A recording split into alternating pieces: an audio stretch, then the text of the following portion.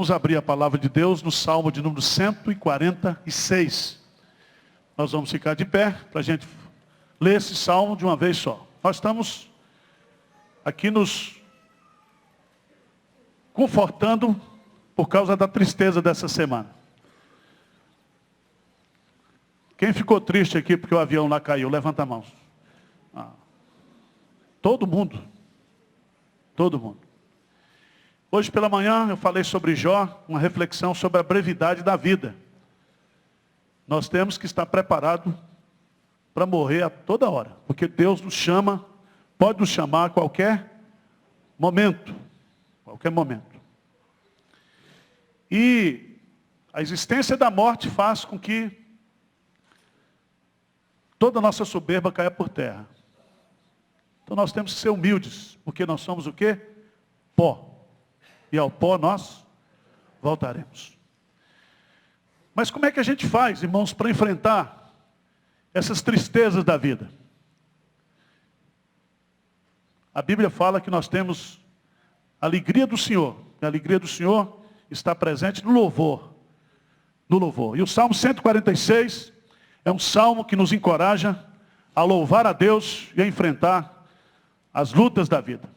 Vamos lê-lo junto agora, a fraqueza do homem e a fidelidade de Deus. Salmo 146. Vamos lá? Aleluia. Louva, ó minha alma, ao Senhor. Louvarei ao Senhor durante a minha vida. Cantarei louvores ao meu Deus enquanto eu viver. Não confieis em príncipes, nem nos filhos dos homens, em quem não há salvação. Sai-lhes o espírito, e eles tornam ao pó. Nesse mesmo dia perecem todos os seus desígnios. Bem-aventurado aquele que tem o Deus de Jacó por seu auxílio, cuja esperança está no Senhor seu Deus, que fez os céus e a terra, o mar e tudo o que neles há, e mantém para sempre a sua fidelidade, que faz justiça aos oprimidos e dá pão aos que têm fome. O Senhor liberta os encarcerados. O Senhor abre os olhos aos cegos. O Senhor levanta os abatidos. O Senhor ama os justos. O Senhor guarda o peregrino, ampara o órfão e a viúva, porém transtorna o caminho dos ímpios. O Senhor reina para sempre. O teu Deus, ó Sião, reina de geração em geração. Aleluia. Senhor Deus, nós queremos tomar posse da tua palavra nesta noite. Queremos que essa palavra seja conforto, encorajamento, auxílio para cada coração que está aqui presente, Senhor. Tu conheces as lutas, as tribulações, as angústias, as tristezas que cada filho teu aqui enfrenta. Mas o Senhor é o nosso Deus, o Senhor é o nosso louvor. E nós queremos nesta noite voltar para casa com o nosso coração cheio de alegria, de graça, para enfrentarmos a semana que nós temos pela frente. Fala ao nosso coração, abençoa-nos agora. Ministra-nos na tua palavra, nós oramos em nome de Jesus. Amém. Pode sentar, irmãos. Salmo 146 até o Salmo 150, nós temos aquilo que na poesia hebraica e no livro dos Salmos se chama Salmos de Aleluia. Se você observou aí, o Salmo 146 começa com Aleluia, termina com Aleluia. Salmo 147, 148, 149 e 150. São esses 5 salmos que fecham o saltério, o inário do povo de Deus. Estes 5 salmos faziam parte da liturgia matutina na sinagoga. Abria-se os trabalhos na sinagoga cantando estes hinos de louvor. E a pergunta que a gente tem que fazer é: por que nós temos que cantar? Por que nós temos que louvar? Porque o louvor é a nossa força. Jeremias capítulo 17, cura no Senhor e seremos curados. Salva no Senhor e seremos salvos. Tu és o meu louvor.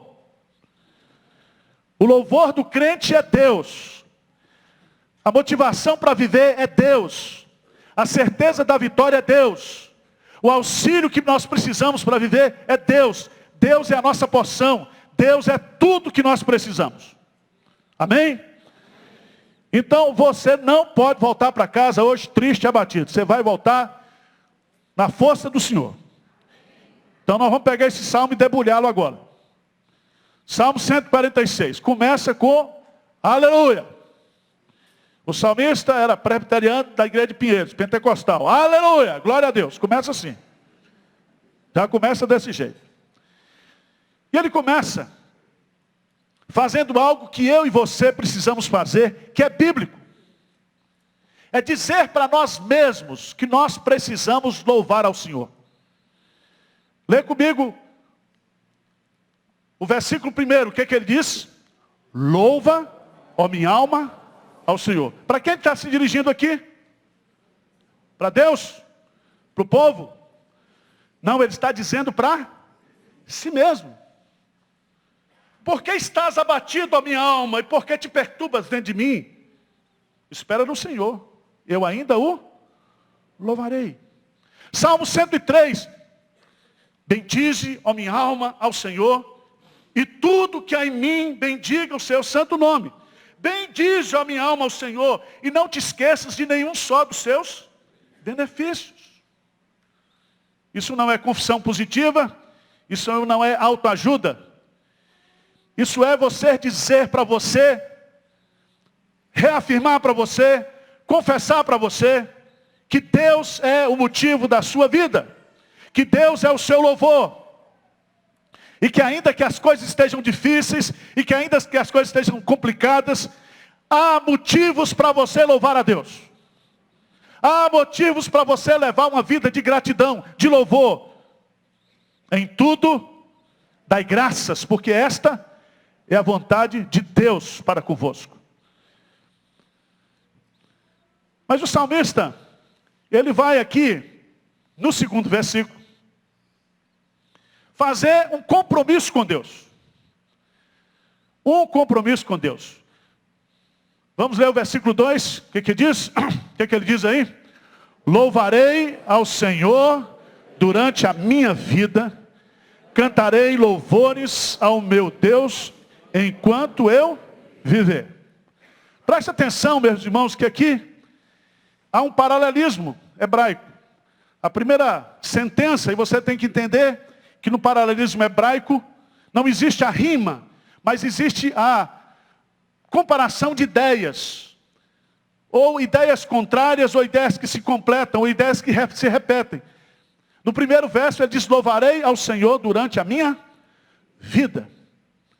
Significa que eu não vou mais murmurar durante a minha vida, eu não vou mais reclamar durante a minha vida, eu vou louvar o Senhor durante a minha vida. O louvor será o cântico que estará na minha boca sempre. Eu quero aprender a viver contente em toda e qualquer situação. E ele vai dizer assim, louvarei, cantarei louvores ao meu Deus enquanto eu viver. E aqui dá dois aspectos que são importantes aqui a gente entender. Ele está dizendo que durante a sua existência aqui, ele vai louvar a Deus sempre. Mas ele vai continuar a louvar a Deus enquanto ele viver. Isso significa que a morte física não põe fim ao louvor na vida do crente. O crente, ele começa a louvar aqui e louvará a Deus para sempre.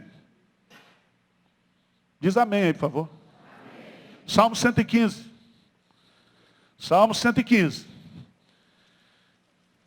E você precisa entender que quando chegar lá no céu, nós não vamos precisar mais da Beth. Beth está demitida. Porque quando nós entrarmos lá, todo mundo vai cantar afinado. Salmo 115. Versículo 17 e 18. O que diz aí? Os mortos não louvam o Senhor, nem os que descem a região do silêncio. Nós, porém, bendiremos o Senhor, desde agora e para sempre. Aleluia. O que significa isso? Os mortos não louvam. Os mortos espirituais não louvam. Mesmo depois de mortos. Mas aqueles que estão vivos no Senhor, cantarão o novo cântico. Não somente agora, mas desde agora e para sempre. Como diz aquele hino, e sempre, aleluia, aleluia, aleluia. É isso que vocês cantam agora no Natal? Onipotente é o nosso Rei. Nós vamos cantar o Senhor para sempre. Sempre. E meus amados irmãos, essa é a beleza que o salmista coloca no Salmo 146. Nós vamos louvar a Deus aqui, nas lutas, nas dificuldades, nos problemas, nas tristezas, nas tragédias. E vamos continuar louvando a Deus para sempre. Porque para sempre Ele enxugará dos nossos olhos toda lágrima. E na presença do Senhor, a plenitude de alegria. Não vai mais ter tristeza, nem morte, nem dor. Nós vamos para lá. Bondade e misericórdia, certamente, me seguirão todos os dias da minha vida. Quando todos os dias da minha vida acabarem, habitarei para sempre na casa do Senhor. E aí vai ser louvor total e completo. Total e completo. Agora, vamos voltar para o Salmo. O Salmo diz, louva a minha alma ao Senhor. Ele diz para si mesmo. Segundo, ele assume um compromisso. Eu vou louvar o Senhor para sempre. Para sempre. Meu irmão, louva o Senhor. Louva no banheiro quando estiver. Louva no carro. Louva onde você estiver. Geralmente os filhos reclamam. A esposa reclama, principalmente no meu caso. Porque eu canto desafinado. Mas eu louvo o Senhor. Ninguém detém, é obra santa. Temos que louvar o Senhor. É assim? E tem dia que a gente acorda com hino. Você já botou assim? Acorda com hino na cabeça. E você canta uma vez, 2 vezes, 3 vezes, 10 vezes. Para de cantar isso, ninguém aguenta mais. Mas essa alegria não vai mais sair de dentro do meu coração. Agora, irmãos, versículo 3 em diante, ele vai colocar até o versículo 5, até o versículo 4. Uma exortação para mim e para você. Porque as grandes tristezas e as grandes decepções que a gente tem na nossa vida, sabe o que é? Confiar nas pessoas. Pega as decepções que você já teve, as frustrações que você já teve. Não foi Deus que lhe decepcionou. Foram as pessoas. Dentro da igreja, fora da igreja, no trabalho, em qualquer lugar.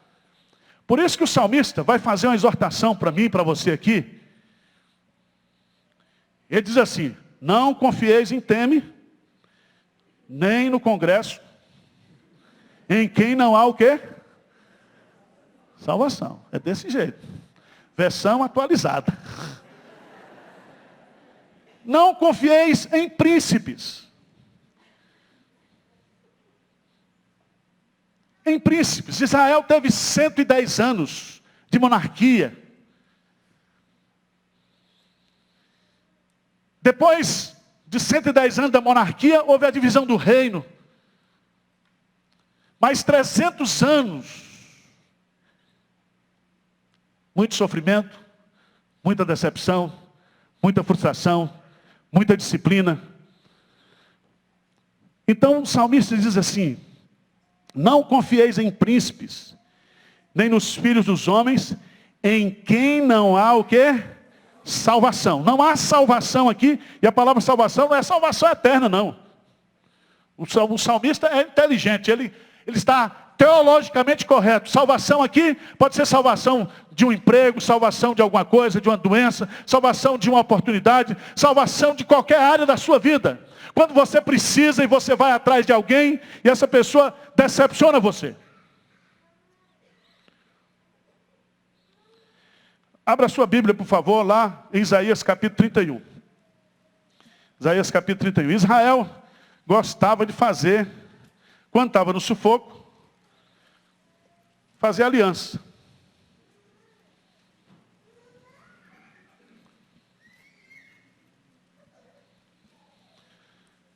Isaías capítulo 30 começa dizendo assim, ai dos filhos rebeldes, diz o Senhor, que executam planos que não procedem de mim. E fazem aliança sem a minha aprovação, para acrescentarem pecado sobre pecado. Que descem ao Egito sem me consultar, buscando refúgio em Faraó e abrigo à sombra do Egito. Versículo 3, lê comigo aí. Mas o refúgio de Faraó se vos tornará em vergonha, e o abrigo na sombra do Egito em confusão. Preste atenção. Você confiou, você depositou confiança, você se achar, não, esse cara caiu do cavalo. Irmãos, a nossa esperança tem que estar depositada em Deus. Em Deus. É tão bonito isso, se você observar, no capítulo 31, versículo 3, diz assim: pois os egípcios são homens, e não deuses, os seus cavalos carnes, e não espírito. Quando o Senhor estender a mão, cairão por terra, tanto o auxiliador como o ajudado, ambos juntamente serão o quê? Consumidos. Consumidos. Eu me lembro da minha avó, quando ela fez um plano de aposentadoria, um plano dos militares, chamado Montepio dos Militares. Isso não é da época de vocês, não.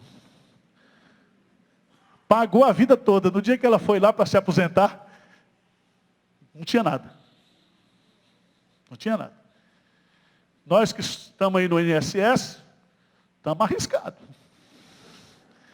Então, se você está confiando na aposentadoria do INSS, só se os casais de Pinheiro tiverem muito filho, para poder aumentar a população economicamente ativa, para contribuir, senão nós estamos perdidos. Mas vamos lá para o Salmo, porque o Salmo diz assim: sai-lhes o espírito, e eles tornam ao pó. Nesse mesmo dia perecem todos os seus desígnios.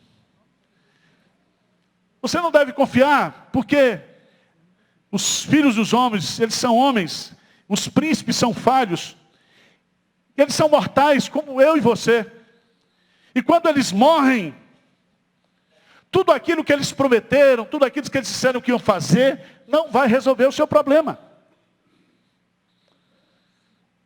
E aqui termina a primeira parte do Salmo, a primeira divisão do Salmo. O convite do salmista. Vamos louvar a Deus. Vamos louvar ao Senhor. Durante toda a nossa vida, vamos louvar ao Senhor eternamente. Não confiemos em homens, mas confiemos em Deus. É a segunda parte que ele vai, então, corroborar isso e vai detalhar isso para a gente. Versículo 5, vamos ler juntos? Bem-aventurado aquele que tem o Deus de Jacó por seu auxílio, cuja esperança está no Senhor, seu Deus, que fez os céus e a terra, o mar e tudo que neles há, e mantém para sempre a sua fidelidade. Preste atenção que aqui tem um paralelismo de ideias que se complementam. E é muito importante você prestar atenção nos detalhes. Porque o salmista ele é muito simples e de uma profundidade muito grande. Ele diz: feliz aquele que tem o Deus de Jacó por seu auxílio. E é tão interessante que Deus aí, de Jacó, a palavra Deus, é a palavra Elohim no hebraico. É o Deus da criação. É o Deus que faz tudo do nada. É o Deus que faz tudo pelo poder da sua palavra. É o Deus todo-poderoso para o qual não há impossíveis. Mas esse Deus, ele é o Deus de Jacó. Do crente sem vergonha. Eu e você somos Jacó. Não é o Deus de Israel, é o Deus de Jacó. É o Deus da eleição incondicional. É o Deus do amor incondicional. É o Deus que nos ama e nos abençoa de forma poderosa. Não porque nós merecemos alguma coisa, mas porque Ele nos ama. Mas o texto é mais profundo. Porque Ele é o nosso auxílio. A palavra auxílio aqui é a palavra que, se fosse traduzido para o grego, seria a palavra paráclitos.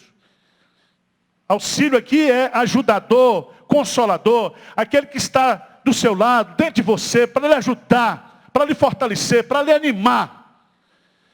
É o Deus que lhe encoraja, que lhe conforta. É o Deus que está presente com você em toda e qualquer situação para lhe ajudar. E diz, bem-aventurado é aquele que tem o Deus de Jacó por seu auxílio. E ele diz assim, cuja esperança está no Senhor, seu Deus. E aí ele vai colocar aqui, Senhor, que é a palavra no hebraico, Yahvé, e ele vai continuar usando a palavra Deus, que é Elohim. E se você for para Gênesis capítulo 1, só aparece Deus no sentido de Elohim. Mas quando você vai para o capítulo 2 de Gênesis, na revelação dos nomes de Deus, aparece Yahvé Elohim, ou Elohim Yahvé. Significa que ele é o Deus não somente poderoso, mas é o Deus do relacionamento, é o Deus da aliança, é o Deus do pacto, é o Deus do compromisso. E esse Deus tem um pacto de graça comigo e com você.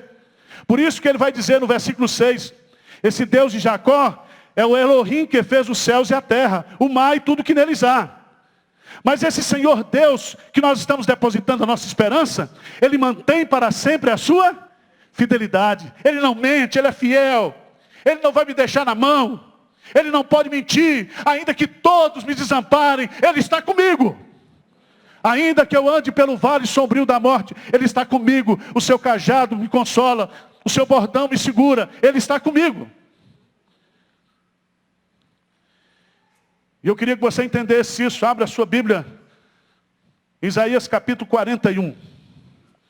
Isaías capítulo 41.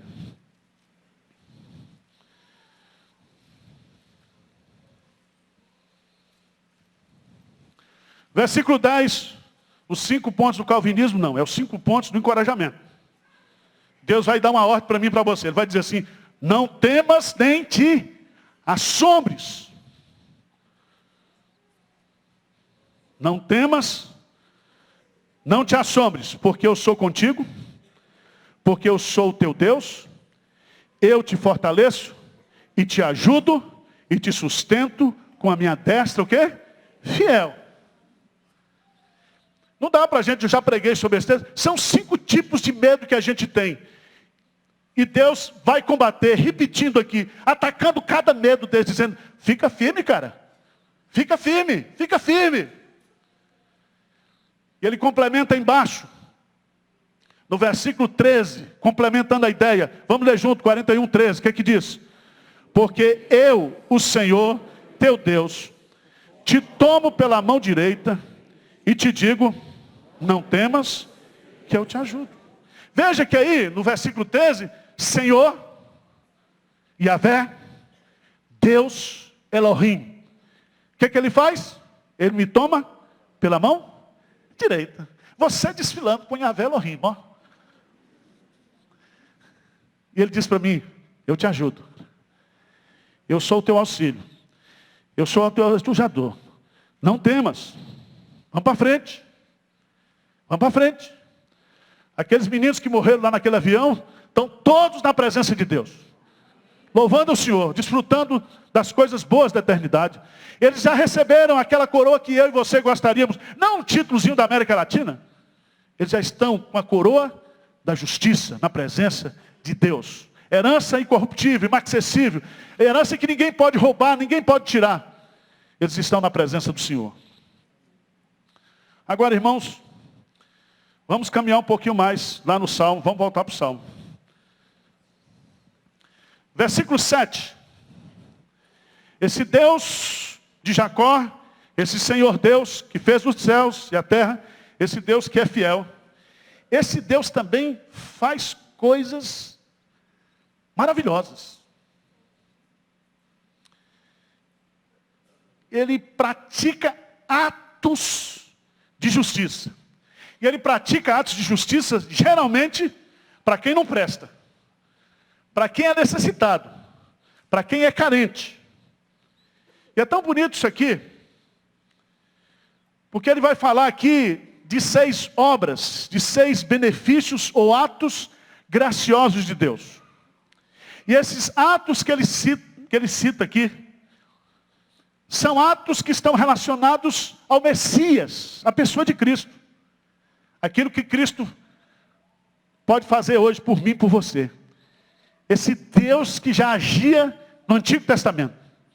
Esse Deus que pode agir hoje, na sua vida, e você voltar para casa louvando a Deus.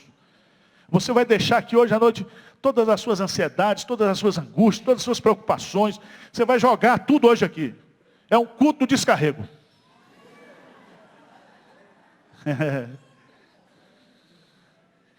Coisa linda. E ele vai repetir aí o termo o Senhor. E o Senhor aqui não é Elohim. O Senhor aqui é Yahvé. Yahvé é o Deus do pacto. Yahvé é o Deus da aliança. E ele vai colocar em primeiro lugar que ele liberta os prisioneiros. Versículo 7. O Senhor liberta os encarcerados. A palavra no hebraico tem um sentido de que foi o Senhor que trouxe o seu povo que estava encarcerado, que estava exilado lá na Babilônia. Mas a palavra é muito mais abrangente, porque Jesus diz assim: conhecereis a verdade e a verdade vos libertará. Se, pois, o Filho vos libertar, verdadeiramente sereis livres. E Cristo é o libertador. Cristo é aquele que entrou de forma poderosa no império das trevas e nos transportou para o reino, o seu reino, o reino do Filho do seu amor. Nós fomos redimidos, resgatados, numa operação resgate maravilhosa. Ele nos redimiu. E Ele pode libertar você nessa noite de todo tipo de opressão. Opressão maligna, opressão financeira, opressão emocional, de ansiedade, de angústia, de tristeza. Ele liberta. Jesus diz: vinde a mim todos vós que estáis cansados e sobrecarregados, oprimidos, carregando um peso acima da sua capacidade, e eu vos aliviarei. O Senhor, Ele liberta os encarcerados. O Senhor abre os olhos aos cegos. E aqui tem dois sentidos. Tem um sentido da cura, que o Messias fez, curando pessoas cegas. Mas tem um sentido espiritual, que Ele trouxe luz, iluminação, entendimento, compreensão espiritual. Ele fez com que na minha mente, no meu coração, brilhasse a luz da graça de Deus, e eu pudesse compreender o mistério da cruz de Cristo. Para você entender isso, abra a sua Bíblia lá em Isaías, capítulo 29. Isaías capítulo 29. Versículo 18. Porque o Messias, ele veio para aqueles que viviam na região da sombra da morte. E aqueles que viviam na região, brilhou a luz sobre eles. E Jesus diz: eu sou a luz do mundo. Quem me segue não andará em trevas, mas terá o quê? A luz da vida. Achou aí? 29, 18. Isaías 29, 18. O que é que diz aí? Naquele dia os surdos ouvirão as palavras do livro, e os cegos, livres da escuridão e das trevas, as verão. Olha no contexto aí, no versículo 9, que o título diz assim: a cegueira espiritual e a hipocrisia, o quê? Do povo. A redenção de Israel começa com essa cura das trevas que existe na mente e no coração. Preste atenção. O Salmo 112 tem um versículo que diz assim, que o coração do crente, ele não se atemoriza com mais o quê? Notícia. Por quê? Porque o Senhor derrama luz nas suas trevas. Pergunto para você, que luz é essa? É da Eletropaulo? É luz eólica? Que luz é essa? Lâmpada para os meus pés é a tua palavra e luz para o meu caminho. Que luz é essa? É luz espiritual. Então Deus abre o nosso entendimento, Deus nos dá compreensão, Deus nos mostra, nos revela. A lei do Senhor é perfeita, a palavra do Senhor é perfeita, e ela ilumina os olhos, ela abre o nosso entendimento. Mas Yahvé liberta os prisioneiros, abre os olhos dos cegos. O Senhor levanta os que estão caídos, derrubados, prostrados, deprimidos, derrotados. Louvado seja o nome do Senhor, porque nessa noite Deus pode levantar você de qualquer situação que você se encontre, de abatimento, de tristeza, de pecado, de falta de esperança. Porque, irmãos, nós podemos viver sem respirar até 5 minutos, mas não podemos viver 1 segundo sem esperança. A esperança que se adia faz adoecer o quê? O coração. A esperança é necessário. Por isso que o ditado popular diz, a esperança é a última que morre. E se morrer a esperança, nós vamos juntos. Mas o Senhor nos levanta. O Senhor faz com que a esperança volte ao nosso coração. Por isso que o salmista diz lá, feliz é aquele cuja esperança está no Senhor. Então esperança não é sentimento, esperança não é autoajuda, esperança não é pensamento positivo, esperança é uma pessoa, é o Senhor. É o Senhor. Quarto lugar, Yahvé, o Senhor, ama os retos, dando-lhes a graça. No versículo 8 diz assim, o Senhor levanta os abatidos, o Senhor ama os justos. E eu pergunto para você, existe justos, irmãos? O apóstolo Paulo diz o quê? Não há um justo sequer. Todos pecaram e destituídos estão. E o texto é muito interessante porque Deus ama os justos. E a ideia aqui é que Deus ama aqueles que receberam a sua justiça. Aqueles que foram agraciados com a redenção, com perdão. E sabe uma coisa que muitas vezes derruba a gente? É a gente sentir que Deus não ama a gente. Já sentiu assim? Deus não ama a gente. Você tem um monte de filho, o filho só não ama você, só ama seu dinheiro. A maior necessidade que nós temos como pessoa é a necessidade de sermos o quê? Amados. Amados, e Deus nos ama. E o salmista diz ainda que meu pai ou minha mãe me desampararem, o Senhor me acolherá. Nada nem ninguém poderá nos separar do amor de Deus que está em Cristo Jesus. Então volta para casa hoje, dizendo assim, eu vou louvar o Senhor porque o Senhor me ama. O Senhor me ama. E eu amo o Senhor porque Ele me amou primeiro. Eu amo o Senhor porque Ele ouviu a minha voz, o meu clamor. Eu amo o Senhor.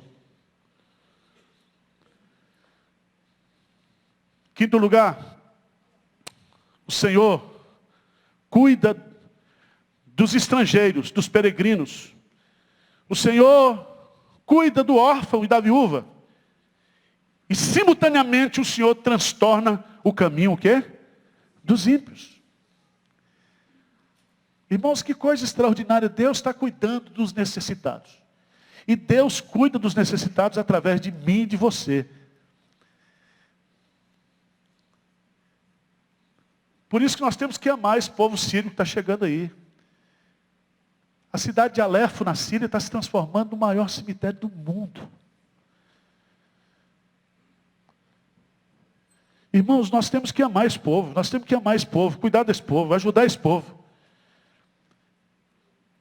Eu sei que eu e você, nós temos muitos motivos, muita teologia, muita filosofia, muito argumento para nos ajudar. Mas nós temos que ajudar.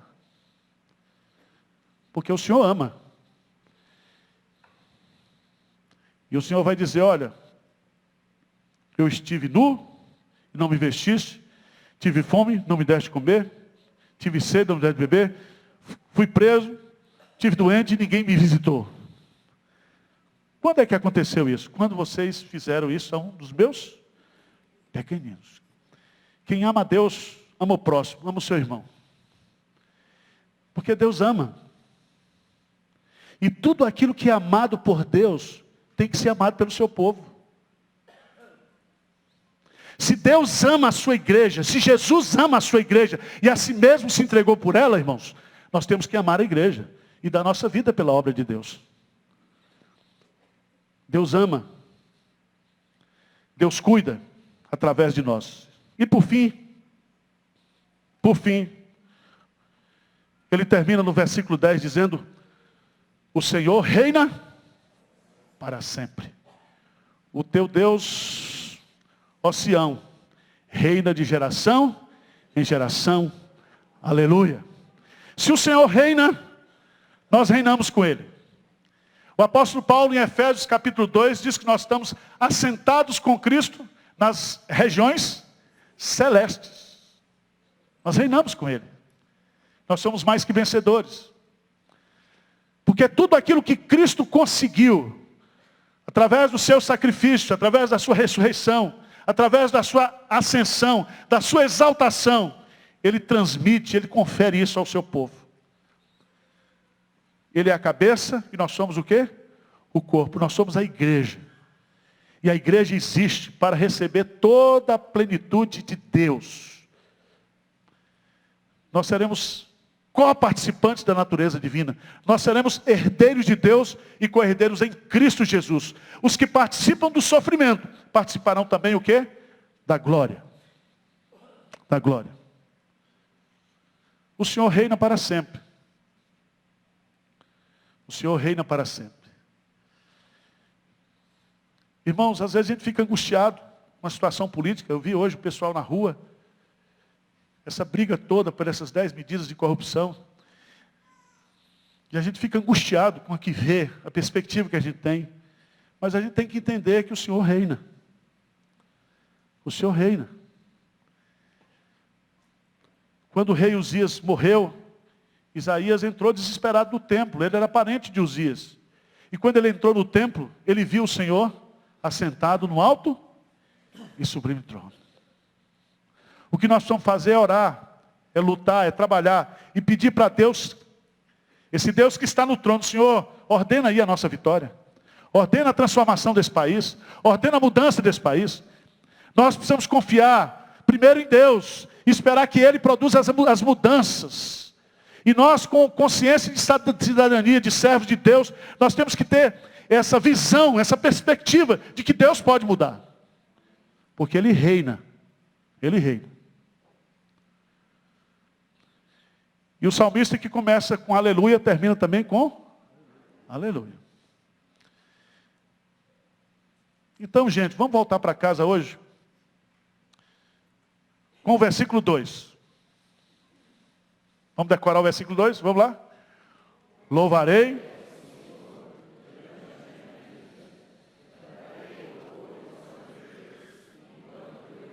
Presta atenção. Essa semana você vai ser tentado milhões de vezes a murmurar, a reclamar, a falar mal. Mas aí você vai lembrar do versículo de hoje. Louvarei ao Senhor. Durante a minha vida, cantarei louvores ao meu Deus, enquanto eu viver. Eu não vou permitir que as tristezas, que as decepções, que as frustrações, que as tragédias, que as dificuldades, tirem o louvor da minha boca. Spurgeon diz que a murmuração, que a reclamação, é o canto do inferno. E ele faz uma comparação, que assim como lá no inferno, haverá ranger de dentes. Ele diz, a murmuração é isso, é o ranger dos dentes. É aquela cantiga, aquela reclamação escondida no coração. Vamos ficar de pé e vamos orar?